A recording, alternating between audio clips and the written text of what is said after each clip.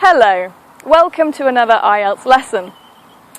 In this lesson we're going to look at a very common topic for IELTS, for the speaking test. And that is the topic of, can you guess? The topic of homes. And today I'm standing outside a beautiful old English country home. It's really lovely here. Now, my question for you is from speaking part 3, so that means it's going to be more difficult. Are you ready for your question? Do you think it is better to live in the countryside or in a city? I would like you to answer that question. I want you to take your telephone, record your answer, and then check your answer and see how you can improve that. And please do this before you continue with the video, because now I'm going to go to the whiteboard and I'm going to give you some vocabulary and ideas to improve your answer. So record your answer and I'll see you in a minute. Here is your question. Do you think it's better to live in the countryside or in a city? Have you recorded your answer? I hope so. Now, let me give you some ideas for the countryside and for the city. And you need to think of advantages to living in one of those places. So let's look at the countryside first and see what advantages there are. The first one is a slower pace of life. And this means that life in the countryside often moves more slowly than in the city. It's often more relaxed, less stressful, and some people believe pleasanter. So that's one benefit to country life. Another advantage is less pollution and also less noise. The pollution is generally air pollution. Now, less air pollution and less noise in the countryside is because there is less industry, there's less traffic, less building work than in a city. And therefore it is considered healthier to live in the countryside. So that really is a big positive point. Another plus point to life in the countryside, and that is stronger communities. Now, what does that mean exactly? Well, in the countryside, people often live in a town for their whole life. And families live in the town generation after generation. And that means that they know each other very well. And therefore, the community is quite close. And neighbours have a good relationship with each other.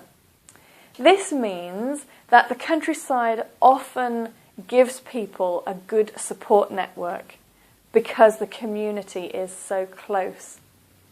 So that is definitely a plus point. The next advantage, now that depends on which country you live in. But in England, for example, in the countryside, houses are cheaper than in a city. So that means that they can have bigger houses, bigger gardens, there's more space.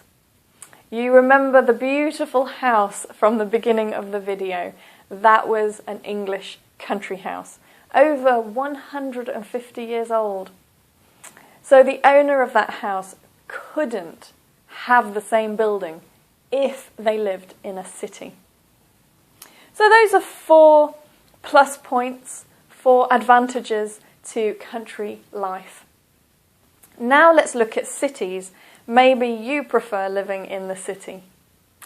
Now, one definite advantage that the city has over country life is there are more amenities in a city. What are amenities? Well, another word for amenities is facilities. Now, the facilities and amenities that we're talking about are things like better restaurants, better sports facilities, more leisure centres, for example. Also, the transport is better, the roads are better. There are so many more things that you can do. There are cinemas, shopping malls, opera houses, many, many more amenities and facilities in a city than living in the countryside in a small town or village. Now let's check the pronunciation of these words. The first word is amenity. So that's 4 syllables. 1, amenity. This is a sound. Amenity. Here is the stress. Amenity. Amenities. So you've got singular, amenity, plural, amenities. The next one, facilities. Facilities. This also is a, and the stress is here in the second syllable, facilities. So the city has more facilities and amenities to offer than the countryside. The next positive point to city life, and that is in the city there are often better prospects. Do you know that word? Well, prospects often means opportunities. There are more opportunities for people in the city. The word prospects we often use with employment.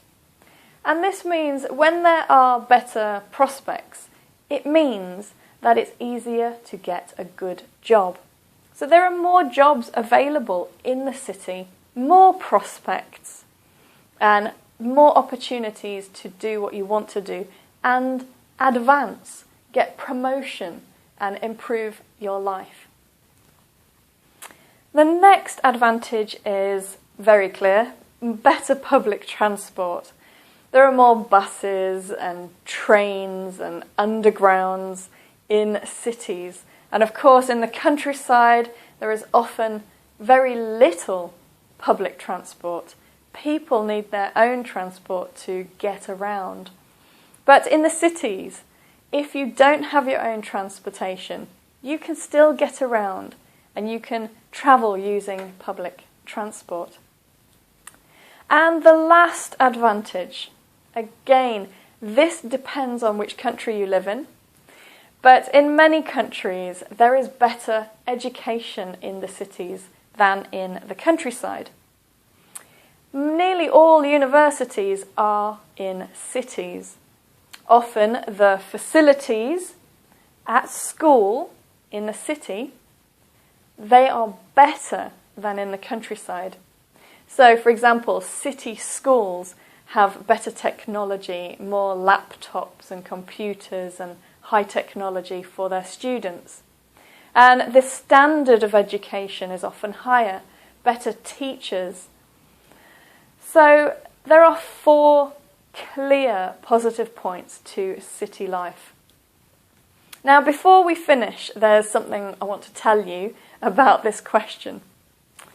Obviously, you need to choose living in the country or living in a city. And when you choose one, you really need to compare it with the other.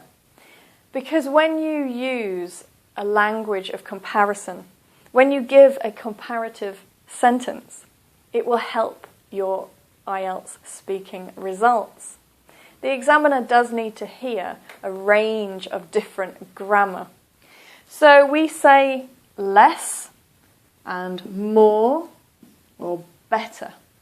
So for example, there is less pollution and noise in the countryside than in a city.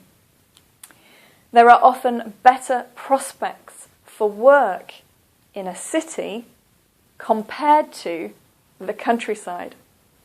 So remember, when you give some ideas, that you need to compare them.